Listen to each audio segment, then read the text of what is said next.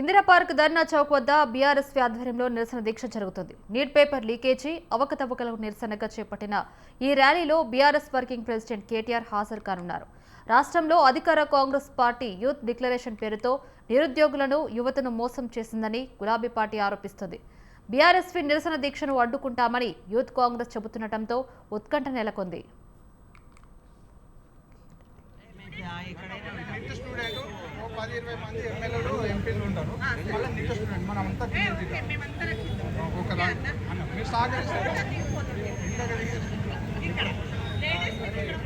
దయచేసి మీరు సహకరిస్తే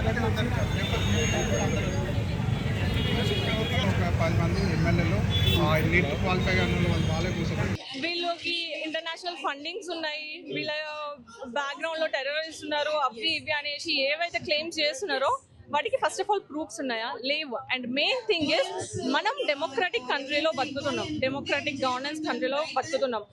జనాలు ఓటేస్తే వాళ్ళు వెళ్ళి అక్కడ సెంట్రల్లో కూర్చుంటారు, స్టేట్ లెవెల్లో కూర్చుంటారు, ఆ స్టేజ్లో కూర్చుంటారు. మనం ఓట్లు వేసి గెలిపించుకున్నప్పుడు మనం క్వశ్చన్ చేసే హక్కు కూడా మనకి తప్పకుండా ఉంటుంది. మన లీడర్స్ ని ఎక్కడ జరిగింది వైలెన్స్? ఎక్కడ? జంతర్ మంతర్ లో జరిగిన ఈ రోజు ప్రొటెస్ట్ వరకు, సోడం వాంచుక్ గారు చేసిన హంగర్ స్ట్రైక్ లో కానీ ఎక్కడ వైలెన్స్ జరిగింది? దాన్ని ఎందుకు టెర్రరిస్ట్ ఎవరికైనా ప్రాణ నష్టం జరిగిందా? ఎవరికైనా ప్రాణ నష్టం జరిగిందా? ఎక్కడైనా గవర్నమెంట్ ప్రాపర్టీ డ్యామేజ్ అయిందా? ఎక్కడైనా గవర్నమెంట్ పీపుల్ కి నష్టం జరిగిందా? కంట్రీలో ఎక్కడ ఎవరికైనా ఇబ్బంది వచ్చిందా? ఎడ్యుకేషన్ ఆపేసిండ్రా? ఆపలేదు. స్కూల్స్ బంద్ పెట్టిండ్రా? కాలేజెస్ బంద్ పెట్టిండ్రా?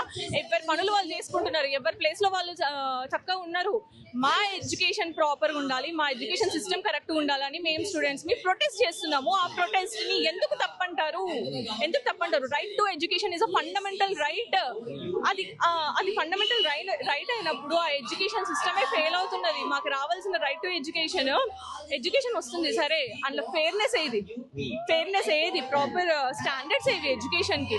అవి లేనప్పుడు తప్పకుండా మేము ప్రొటెస్ట్ చేస్తాము, మేము క్వశ్చన్ చేస్తాము. గవర్నమెంట్ ని మాకు కావాల్సింది వచ్చే వరకు, మేము సాధించే వరకు పోరాడుతూనే ఉంటాము. వీళ్ళకి ఇంటర్నేషనల్ ఫండింగ్స్ ఉన్నాయి, వీళ్ళ బ్యాక్గ్రౌండ్ లో టెర్రరిస్ట్ ఉన్నారు, అవి దయచేసి మీరు సహకరిస్తే